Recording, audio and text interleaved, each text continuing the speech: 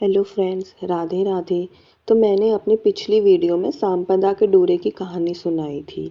तो चलिए अब उस कहानी को आगे शुरू करते हैं। अब राजा और रानी साहूकार के गए। वह साहूकार राजा के राज्य में व्यापार करने के लिए जाता था।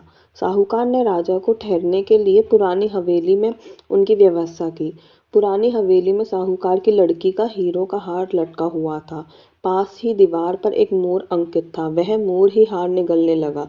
यह देखकर राजा रानी वहां से भाग गए। अब रानी बोली, किसी के घर जाने के बजाय जंगल में लकड़ी काट कर बेचकर ही हम अपने पेट भर लेंगे। रानी की बात से राजा सहमत हुए। अतः वह एक सूखे बगीचे में जाकर रहने लगे। राजा रानी के बाग में जाते ही बाग हरा भरा हो गया। बाग का मालिक भी बड़ा प्रसन्न हुआ। उसने देखा कि वह स्त्री पुरुष सो रहे थे। उन्हें जगाकर बाग के मालिक ने पूछा, तुम कौन हो? राजा बोला, मुसाफिर हैं, मजदूरी की खोज में इधर आए हैं। यदि तुम रखो तो यहीं पर मेहनत कर मजदूरी कर पेट पाल लेंगे।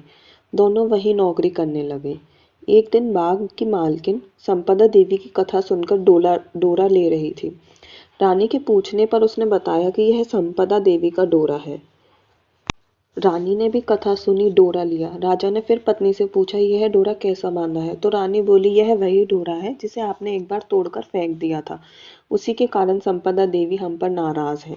रानी फिर बोली, यदि संपदा माँ सच्ची हैं तो हमें फिर से पहले के दिन लौटा आएंगे। उसी रात राजा को पहले की तरह स्वप्न आया। एक स्त्री कह रही है मैं जा रही हूँ, दूसरी कह रही है मैं आ रही हूँ राजा वापस। राजा ने दोनों के नाम पूछे तो आने वाली स्त्री का नाम लक्ष्मी था, जाने वाली स्त्री का नाम दरिद्र था। राजा ने लक्ष्मी से पूछा, अब जाओगी तो नहीं? लक्ष्मी बोली, यदि तुम्हारी पत्नी संपदा जी का डोरा लेकर कथा सुनती रहेगी तो मैं नहीं जाऊंगी, और अगर तुमने वो डोरा तोड़ा तो भी मैं चली जाऊंगी। बाग की मालकिन जब वहां की रानी को हार देने जाती है तो दमयंती हार गूंथ कर देती है। हार देखकर रानी बड़ी प्रसन्न हुई। उसने पूछा कि हार किसने गूंथा है? तब मालन ने कहा, कोई पति पत्नी बाग में मजदूरी करते हैं, उन्होंने ही बनाया है। रानी ने मालन को दोनों परदेसियों का नाम पूछने को कहा। उन्होंने अपना नाम नल दमयंती बता दिया। मालन दोनों से क्षमा याचना करने लगी। राजा ने कहा, इसमें तुम्हारा क्या दोष है? हमारे दिन ही खराब थे।